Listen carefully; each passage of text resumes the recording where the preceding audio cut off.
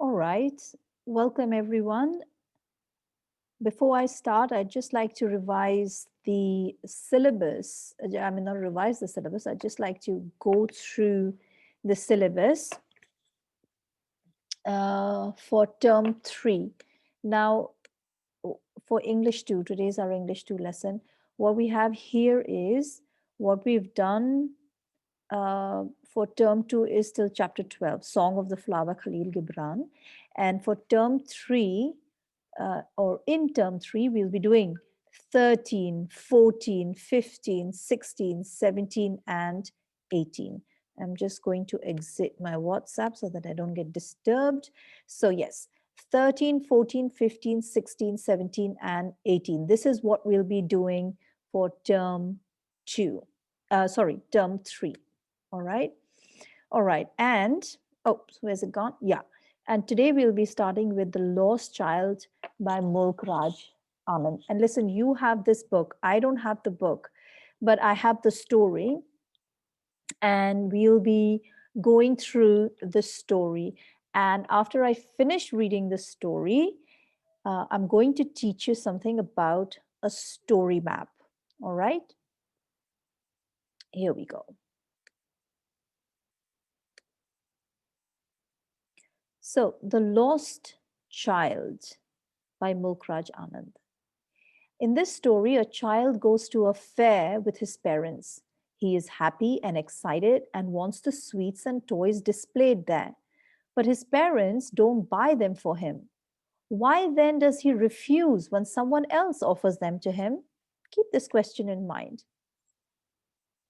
It was the festival of spring. From the wintry shades of narrow lanes and alleys emerged a gaily clad humanity. Some walked, some rode on horses, others sat, being carried in bamboo and bullock carts. One little boy ran between his father's legs, brimming over with life and laughter. Come, child, come, called his parents as he lagged behind, fascinated by the toys in the shops that lined the way. He hurried towards his parents, his feet obedient to their call, his eyes still lingering on the receding toys. As he came to where they had stopped to wait for him, he could not suppress the desire of his heart, even though he well knew the old cold stare of refusal in their eyes. I want that toy, he pleaded. His father looked at him red eyed in his familiar tyrant's way.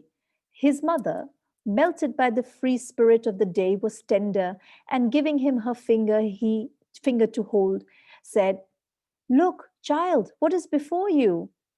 It was a flowering mustard field, pale like melting gold as it swept across miles and miles of even land. A group of dragonflies were bustling about on their gaudy purple wings, intercepting the flight of a lone black bee or butterfly in search of sweetness from the flowers. The child followed them in the air with his gaze, till one of them would still its wings and rest, and he would try to catch it. But it would go fluttering, flapping up into the air when he had almost caught it in his hands. Then his mother gave a cautionary call. Come, child, come, come onto the footpath. He ran towards his parents gaily and walked abreast of them for a while, being, however, soon left behind, attracted by the little insects and worms along the footpath that were teeming out from their hiding places to enjoy the sunshine. Come, child, come, his parents called from the shade of a grove where they had seated themselves on the edge of a well. He ran towards them. A shower of young flowers fell upon the child as he entered the grove, and, forgetting his parents, he began to gather the raining petals in his hands. But lo, he heard the cooing of doves and ran towards his parents, shouting, The dove, the dove! The raining petals dropped from his forgotten hands. Come, child, come, they called to the child, who had now gone running in wild capers around the banyan tree, and gathering him up, they took the narrow, winding footpath which led to the fair through the mustard fields. As they neared the village, the child could not see many other footpaths full of throngs converging to the whirlpool of the fair, and felt at once repelled and fascinated by the confusion of the world he was entering. A sweetmeat seller hawked gulab jamun, rasgulla, barfi, jalebi at the corner of the entrance, and a crowd pressed round his counter at the foot of an architecture of many colored sweets, decorated with leaves of silver and gold. The child stared open eyed, and his mouth watered for the burfi that was his favorite sweet. I want that burfi, he slowly murmured, but he half knew as he begged that his plea would not be heeded because his parents would say he was greedy. So, without waiting for an answer, he moved on. A flower seller hawked a garland of gulmohar, a garland of gulmohar. The child seemed irresistibly drawn. He went towards the basket where the flowers lay heaped and half murmured, I want that garland. But he knew well his parents would refuse to buy him those flowers because they would say that they were cheap. So, without waiting for an answer, he moved on. A man stood holding a pole with yellow, red, green, and purple balloons flying from it. The child was simply carried away by the rainbow glory of their silken colors, and he was filled with an overwhelming desire to possess them all. But he well knew his parents would never buy him the balloons because they would say he was too old to play with such toys. So he walked on farther. A snake charmer stood playing a flute to a snake which coiled itself in a basket, its head raised in a graceful bend like the neck of a swan, while the music stole into its invisible ears like the gentle rippling of an invisible waterfall. The child went towards the snake charmer, but knowing his parents had forbidden him to hear such coarse music as the snake charmer played, he proceeded farther. There was a roundabout in full swing. Men, women, and children, carried away in a whirling motion, shrieked and cried with dizzy laughter.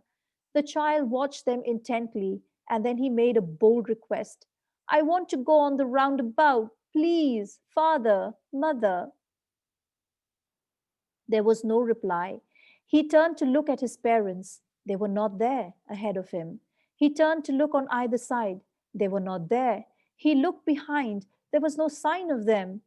A full, deep cry rose within his dry throat, and with a sudden jerk of his body, he ran from where he stood, crying in real fear, Mother, father! Tears rolled down from his eyes, hot and fierce. His flushed face was convulsed with fear. Panic stricken, he ran to one side first, then to the other, hither and thither in all directions, knowing not where to go. Mother, father, he wailed. His yellow turban came untied, and his clothes became muddy. Having run to and fro in a rage of running for a while, he stood defeated, his cries suppressed into sobs. At little distances on the green grass, he could see, through his filmy eyes, men and women talking.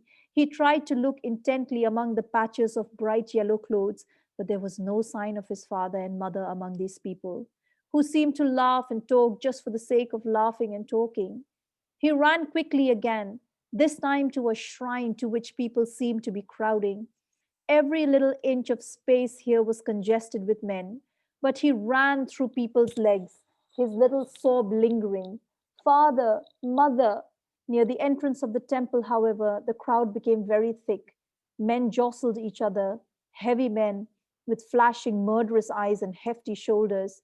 The poor child struggled to thrust a way between their feet, but knocked to and fro by their brutal movements.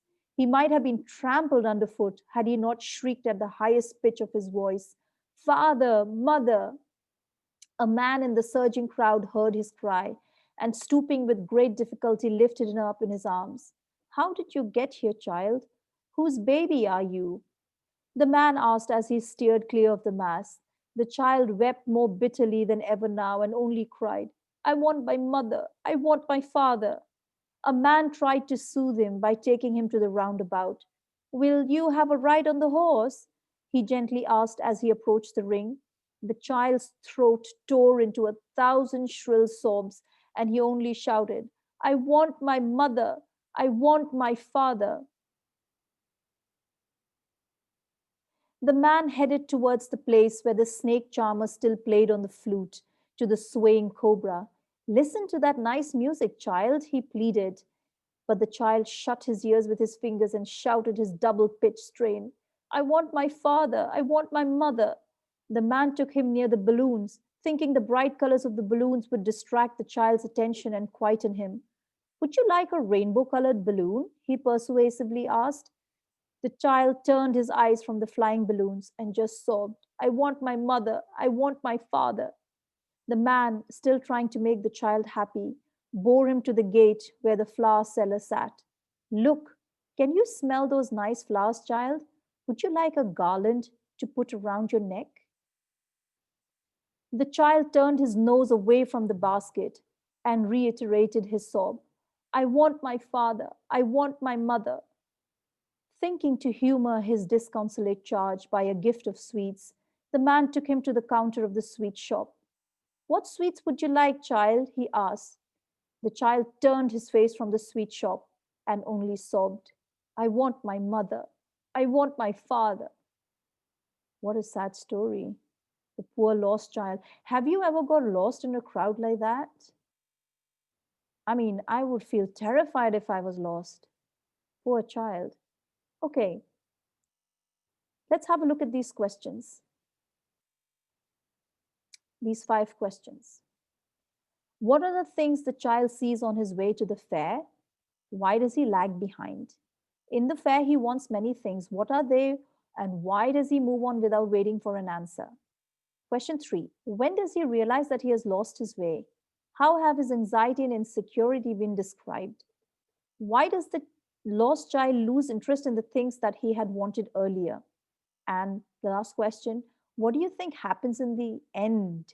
Does the child find his parents? If you were to write the end of the story, how would you end it? I'm curious. Now, all these 5 questions, I want you to answer and send them to me via mail. All right. That's the end of the lesson. Please make sure that you complete these answers and send it to me via email. Plus, I said I'd tell you something about a story map, but I think we don't have so much of time left. So the story map I'll do in the next lesson. All right. For homework, please read this story again and answer these questions. I will also put up a few difficult words so that you can write the meaning of these words in your copies. So along with these 5 questions, you also have to write down the meaning of the words that I'm going to give you. Thank you very much.